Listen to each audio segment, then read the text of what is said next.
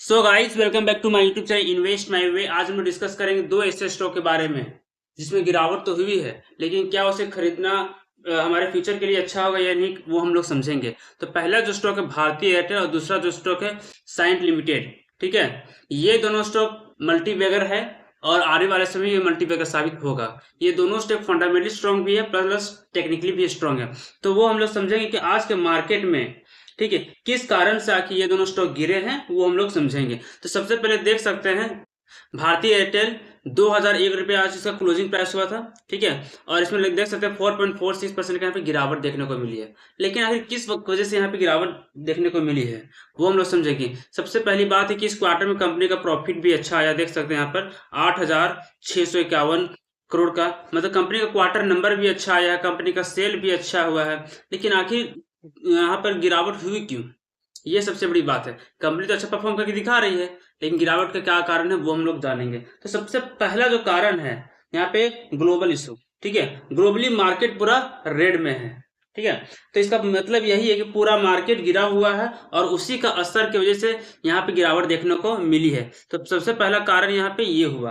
ठीक है, ये जो हुआ, और दूसरा जो कारण यहाँ पर सिंगापुर की एक जो कंपनी है सिंगापुर टेलीकॉम, ठीक है, सिंगटेल, वो क्या की है कि अपने जो जितने हिस्सेदारी थी इस कंपनी में भारतीय एयरटेल में, क्योंकि भारतीय एयरटेल में जो हिस्सेदारी थी उस हिस्सेदारी को यहाँ पे वो ब्लॉक डील के थ्रू बेचने जा रही है। इसी वजह से यहाँ पर गिरावट देखने को मिली है। और इसकी वजह से देख सकते हैं यहाँ पे लगभग 4.5% की यहाँ पे गिरावट देखने को मिली है। और जो ब्लॉक डील है वो तकरीबन 10,300 करोड़ का है।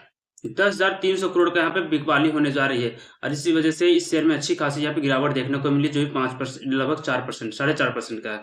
ठीक है, ये दो कारणों से यहाँ पर ये स्टॉक में अच्छी खासी गिरावट देखने को मिली। हालांकि इस कंपनी का क्वार्टर रिजल्ट अच्छे हैं, क्वार्टर नंबर जो आए हैं कंपनी का वो तो अच्छे आए हैं। ठीक है, क्वार्टर्स नंबर अच्छे आए, लेकिन उसके बावजूद यहाँ गिरावट क्या है कि जो सिंगापुर टेलीकॉम जो कंपनी है वो 0.8% यहाँ स्टेक वो ब्लॉक ट्रांजेक्शन से वो बेच रही है। ठीक है, और वो अभी 10,300 करोड़ में, इसी कारण से यहाँ पे गिरावट देखने को मिली है। ये एक मल्टीबैगर स्टॉक है, अगर आप इसे होल्ड करें तो। और ऐसे स्टॉक को आप हमेशा गिरावट में ही खरीद सकते हैं। अब देखते हैं कहाँ तक ये गिरता है, लेकिन अभी आप इसमें बाई करने की कोशिश ना करें, क्योंकि देख सकते हैं, लेकिन ऐसे स्टॉक में जब भी स्टॉक गिरता है हमेशा ये बाउंस बैक होता है। आप वेट कर सकते हैं इस जोन में आने का। ये 1961 रुपये में ये यहाँ पर सपोर्ट लेकर ऊपर जाने की कोशिश पूरा तरह से करेगा। ठीक है, अब चलते हैं दूसरा स्टॉक का नाम है साइंट लिमिटेड। ये जो स्टॉक है, ठीक है, ये जो स्टॉक है बहुत अच्छा मल्टीबैगर स्टॉक है। ये इंडियन मल्टीनेशनल टेक्नोलॉजी कंपनी का स्टॉक है। ठीक है, अगर देखा जाए पीटोसी स्कोर 5 है, लेकिन गिरावट का कारण क्या है? 2.69% गिरावट है। ठीक है, लेकिन सबसे बड़ा गिरावट का कारण क्या है कि यहाँ पे सबसे बड़ा ग्लोबली मार्केट यहाँ पे रेड में है।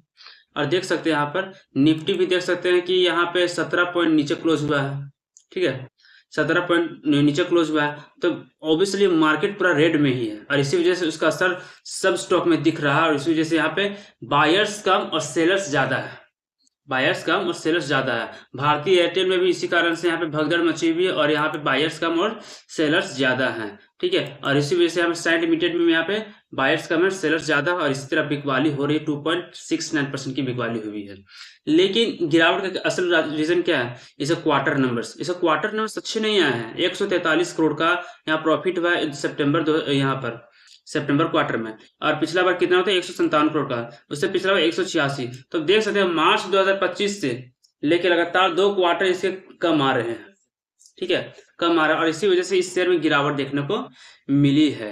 और इसे क्वार्टर से नंबर अगर अच्छे रहते तो यही स्टॉक आपको जो है आपको अच्छे खासे दामों में यहाँ मिलता। यही आपको 1200 रुपये में आसपास मिलता, लेकिन यह आपका 1112 रुपये में आ चुका है।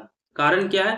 यहाँ पे क्वार्टर्स नंबर, और दूसरा क्या है? ग्लोबली मार्केट अभी रेड में है, पूरा पूरा मार्केट भी रेड में है। और देख सकते हैं ये जो स्टॉक है पहले भी इस जोन में आ चुका है, तो यहाँ से चांस है कि यहाँ पर सपोर्ट लगेगा, क्योंकि कुछ दिनों से ये स्टॉक यहाँ पे गिर ही रहा है।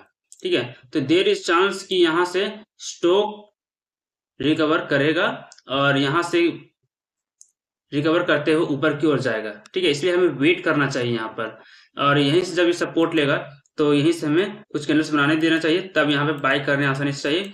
ठीक है, तो अच्छा खासा में मूवमेंट दिखाएगा कि कुछ समय से ये स्टॉक यहाँ पे गिरने को देखने को मिला है। ठीक है, और ये दोनों स्टॉक लॉन्ग टर्म के लिए मल्टी बैग स्टॉक है। अगर आप इसे पोर्टफोलियो में रखते हैं तो भारतीय एयरटेल तो बहुत अच्छा से जानते हैं हम लोग कि क्या करता है, और इसी तरह साइन लिमिटेड भी किस तरह का स्टॉक है वो भी जानते हैं। तो दोनों स्टॉक बहुत ही अच्छे हैं लॉन्ग टर्म के लिए, अगर आप इसे होल्ड करके रखते हैं तो।